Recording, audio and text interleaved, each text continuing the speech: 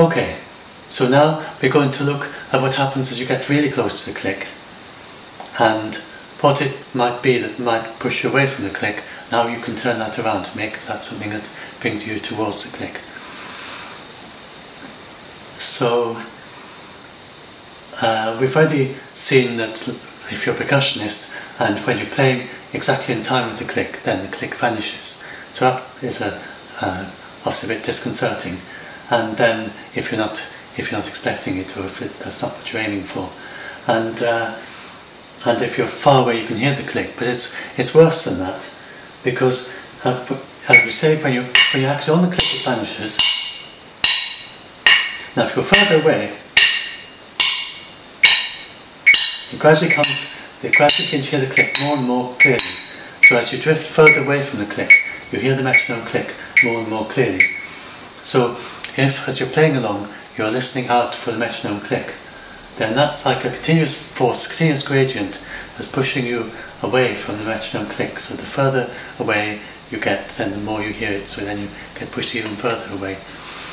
And in fact, the way, if you listen to musicians who use metronome as a tempo reference, as they do, you can find many videos on YouTube, then by and large they do just play a little distance away from the metronome click. They're not precisely in the pocket. So it might be like, say, 50 milliseconds later, and probably varying a bit, not always in the same place relative to the metronome click on the millisecond level. And so we'll come back to that somewhat more towards the end of this talk, when I'll start talking again about using it as tempo reference. But for the time being, I think it's just to notice that, and that for what we're doing, though, we're not using it as tempo reference here, so we want to be very precisely on the click, and so we want this precision, and we want that to be relaxed, so we don't want to have this thing forcing you away.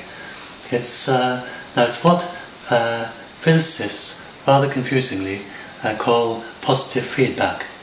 It's positive, so if the further away you are from the click, the more you get this thing pushing you even further away. And because it's in the same direction that you're travelling, then the physicist calls that positive feedback. And the other thing, which tends to bring you towards the middle, then because it's in the opposite direction to the thing that to where you're going, then they call it negative feedback. So in physics, negative feedback tends to stabilise you, positive feedback pushes you away, pushes you into instability. So it's somewhat the opposite of the way it's understood in ordinary language, where positive feedback is kind of encouraging you to do what you're doing, and negative feedback is discouraging you and making it more difficult. But in physics, it's the other way around, so that's a little bit confusing. But one thing we do have that is common to the two, and so I may occasionally use the word positive feedback in the ordinary, everyday sense of the word, meaning something that helps you to stabilise on it. But it's better if we use the something that is the same both in physics and everyday language, is the concept of a stable and an unstable equilibrium. So what you have, so I've got this pebble, and if you have like a bowl like that, and if you turn it this way up, then you have this, the further, as you start to roll, unfortunately this isn't perfectly round, so I'll just start there instead, but as you start to roll, then you get gravity, of course, pulling you down. The further you are away from the point of equilibrium, the more you're getting pulled, so it'll just go like that. You try, as soon as you start to move, you fall off like that, and it's really quite hard to, and you have to push against the sense of gravity, to keep on the top. So if you've got an unstable equilibrium, then that's what we have when you're listening for the metronome click. And when you have a stable equilibrium, that's when you have the pebble inside the bowl. So it falls to the bottom, and it'll roll back a little bit, and eventually it'll stabilise at the bottom. And there we are, and eventually it's stopped. So that's the positive, that's the negative feedback, or positive feedback in ordinary sense. Anyway, it's stable equilibrium. So that's what we want to have with the metronome click when we're doing this vanishing click. And so we already are starting to do that, because we are listening, for instance, to the way the tap merges with the click.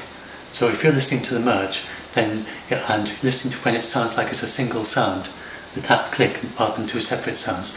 If you're listening to the merge, and trying to listen to, the more it sounds like a single sound, then that's something, that's the negative feedback, it's the stable equilibrium, positive feedback in ordinary sense, and that's something that's keeping you that helps to bring you towards the vanishing click. And you also, what we've been doing with the echo, so when you're the echo or when the metronome is the echo, then listening like that, and also like going as close as you can in a relaxed, easy way, without when you're still hearing clearly which you are, then just doing that exercise again gives you this way of listening to it, which gives you this negative feedback, gives you this let's use the everyday sense of it, positive feedback that's pushing you towards whatever it is that you're aiming to do. So that's what we've already been doing it a bit, and now we're going a much more subtle way, trying to get really, really close to the metronome click, and we want to deal with that and continue to have this turning it around, so instead of being pushed away, you're brought towards the click. So that's what I will be talking about in the next video segment. So this was just a short interlude on stable and unstable equilibrium and how that relates to the metronome click and the vanishing click.